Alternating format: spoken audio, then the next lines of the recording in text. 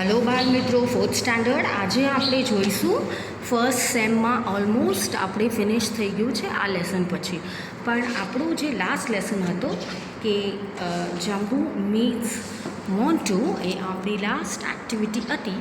એ આપણે જોઈશું કે ત્યાં સ્ટોરી ક્યાં આવી. હવે તમને યાદ છે કે લાસ્ટ ટાઈમ આપણે જંબુ વિશે જાણકારી કરી, Jambu meets Montu. Okay, so this is our friend Jambu. Okay, અને એમને મોન્ટુ કેવી રીતે મળ્યા? તો આ ભાઈએ શું કર્યું કે આ પહેલાં તો સર્કસમાં વગાડતા હતા આવી રીતે. ઓકે, પછી એમને શું કર્યું, રમતા રમતા, અને બહુ જ નોટી હતા, અને પછી એમના ટેન્ટમાં જઈને બેઠા. ટેન્ટમાંથી ડોક્યું બહાર કાઢ્યું તો એમને બનાનાસ દેખાયા. બનાનાસ જોયા તો એમને બહુ મજા આવી, અને પછી એમને એવું કીધું કે હવે હું તમને ત્યાંથી નીકળીને બતાવીશ. અને પછી એ ધીમે રહીને એમના જે બેલ્સ હતા એ વાગેની બાળકો એવી રીતે નીકળી ગયા. અને પછી એ ક્યાં પહોંચ્યા? અરે બાપરે! Now Jambu is very near to the tall banana tree. He loves bananas and he is hungry too. અને બનાનાસ જોઈને એમને બહુ જ સરસ ઈચ્છા થઈ જાય કે મને તો બનાનાસ ખાવાના છે. Okay, oh what is Jambu doing now? તો જંબુએ જ્યારે એ મોટો ઝાડ જોયો, અહીંયા તમને દેખાય છે મોટો ઝાડ. ઓકે, એમના મોઢામાં બહુ જ પાણી આવી ગયું કે હવે શું કરીશું આપણે? Oh what is Jambu doing now? He cannot reach the bananas, they are so high. He is shaking the tree hard and he thinks that bananas will fall down from the tree. તો એ બિચારા બહુ જ બધી મહેનત કરીને ધક્કો મારીને શું કરે છે બાળ મિત્રો? ટ્રીઝ પરથી બનાનાસ પાડવાની કોશિશમાં છે. ઓકે, પણ એ કંઈ થયું નથી. અને પછી એમને બહુ બધું હેલ્પ કરીને લઈને એમને આમ વિચાર કર્યો કે હવે હું આ બનાનાસ કાપીને તોડીને એને હું લઈ લઈશ. બરાબર? પણ જોશથી એ ધક્કો મારવા લાગ્યા. ધક્કો મારીને તો પડી શકે ફટાફટ, પણ એ ના પડ્યું. પછી but who is sleeping on the banana tree? Well, it is a monkey. His name is Monty. Jumbo does not see the monkey. He shakes the tree very hard. તો એમને તો જંબોએ તો જોયું જ નહોતું. એમને તો બહુ જ હંગરી હતા, એટલે એમને એ વિચારમાં હતા કે આ કેવી રીતે હું શેક કરું અને હું આવી રીતે એમને આ લઈ લઉં બનાનાસ. બટ બનાનાસ એમના હાથમાં ન આવ્યા, કારણ કે બાળકો બનાનાસ બહુ બધા હતા અને હાર્ડ એમનું જૂઠ હતી, એટલે એકદમ પડાય નહીં. તો એ શેક કરીને બહુ થાકી ગયા. પછી ઉપર એમને જોયું તો ત્યાં એમને મોટો મંકી દેખાયો બાળકો. અને એ તો શાંતિથી ત્યાં બેઠા હતા. શેના પર? એ બનાના ટ્રી પર. Well, it is a monkey. His name is Montu. એમનું નામ હતું મોન્ટુ. તો જો આપણા હીરો અહીંયા છે. આ કોણ છે? મોન્ટુ. આપણે હજુ સુધી હમણાં સુધી જંબો હતા એ કેરેક્ટર ઇન્ટ્રોડ્યુસ થયું અને મોન્ટુ કેરેક્ટર ઇન્ટ્રોડ્યુસ થયું, રાઈટ? પણ તે સુધી આપણે કોઈ પણ વસ્તુ ઇન્ટ્રોડ્યુસ નહીં થઈ. પણ હમણાં આપણા મોટા શેરખાન આવ્યા છે, આપણા મોન્ટુભાઈ. હવે મોન્ટુભાઈ શું કરે છે આપણા પ્યારા જંબુ જોડે એ જોઈશું. Does not see the monkey, he shakes the tree very hard.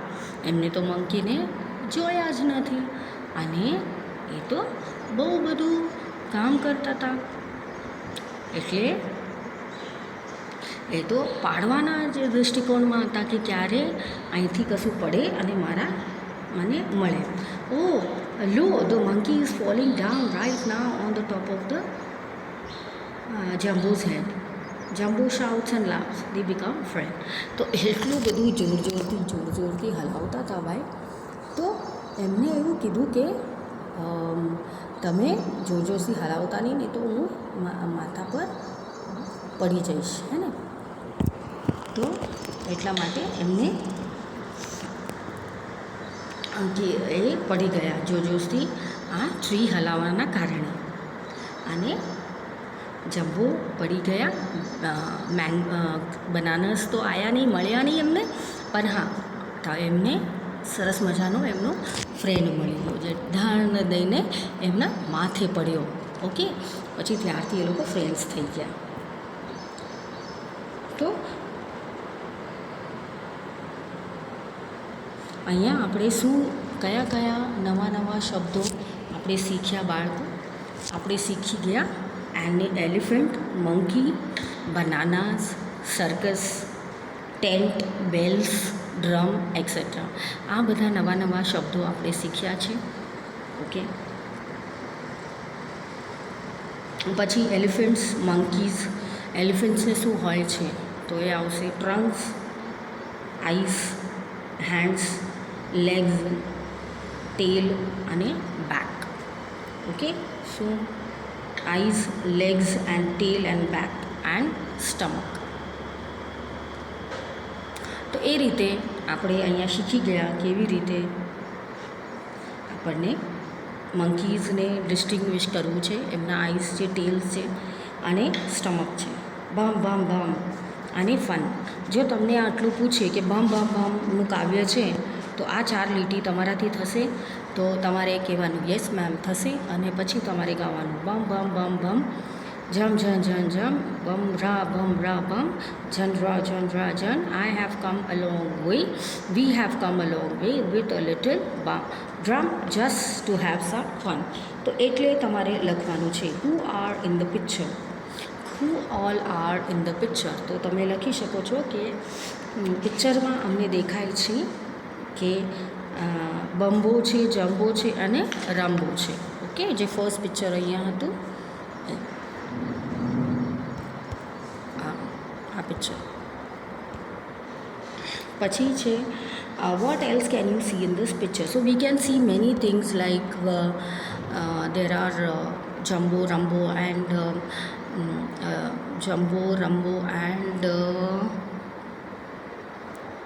mumbo.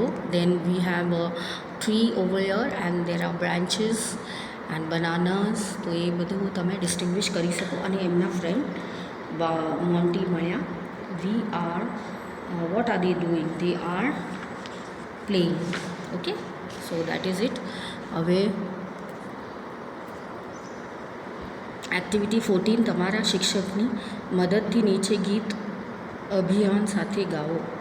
Come little children, come to me, we will learn English, we will sing, we will dance, come but only in English.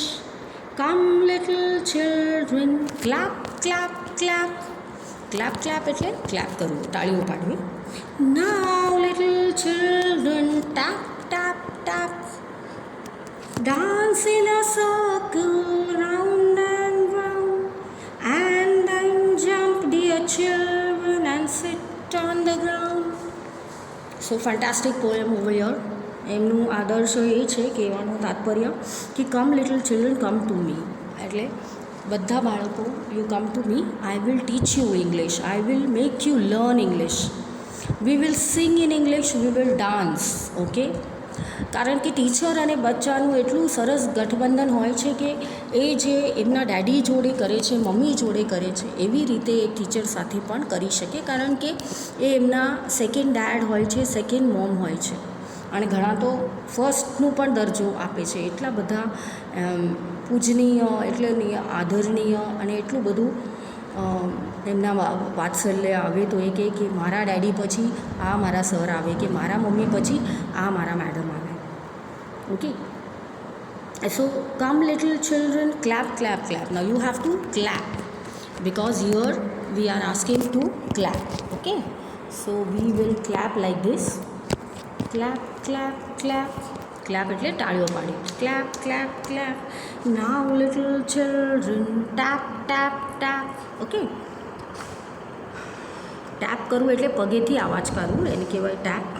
અને dance in a circle round and round.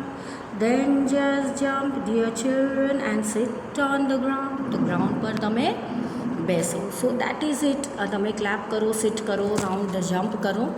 આ જ સારાંશ છે beautiful પોયમનું. તો મળીએ next સેશનમાં. By for now. Revision કરી લો. આ સાથે આપણું સેમ 1 થઈ ગયું છે કમ્પ્લીટ. હવે આપણે કરીશું revision. Bye for now. Bye by.